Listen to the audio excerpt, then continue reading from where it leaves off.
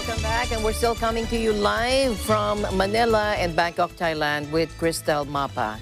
And now to Myanmar, where the junta has executed 4 prisoners, including a former lawmaker from Aung San Suu Kyi's party and a prominent activist, according to state media today. This is the country's first use of capital punishment in decades. Now, the 4 were executed for leading brutal and inhumane terror acts, according to the Global New Light of Myanmar newspaper.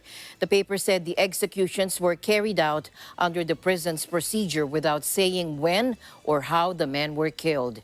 Pyo Zaya Tao, a former lawmaker from Suu Kyi's National League for Democracy, who was arrested in November, was sentenced to death in January for offenses under anti-terrorism laws. He had been accused of orchestrating several attacks on regime forces, including a gun attack on a commuter train in Yangon in August that killed 5 policemen.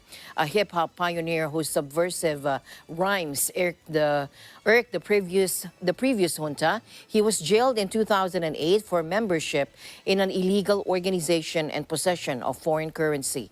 He was elected to parliament representing Aung San Suu Kyi's NLD in the 2015 elections, which ushered in a transition to civilian rule. Democracy activist Kyaw Min-yu, meanwhile, better known as Jimmy, received the same sentence from the military tribunal.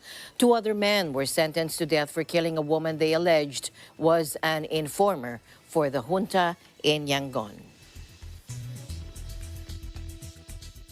UN rights experts said that if the executions went ahead for the first time in Myanmar since 1988, it could mark the start of a spate of hangings. They also said it will cause a huge wave of anger in Myanmar.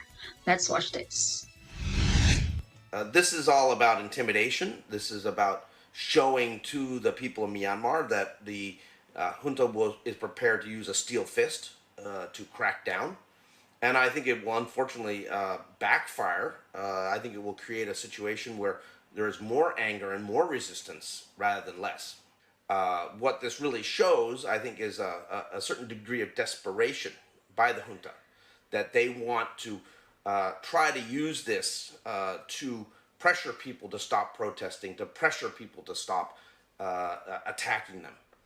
I don't think it's going to work, but it will certainly deepen the anger and the resistance of the people against the Myanmar junta, and I think create greater enmity and anger towards the police and the military by ordinary Burmese.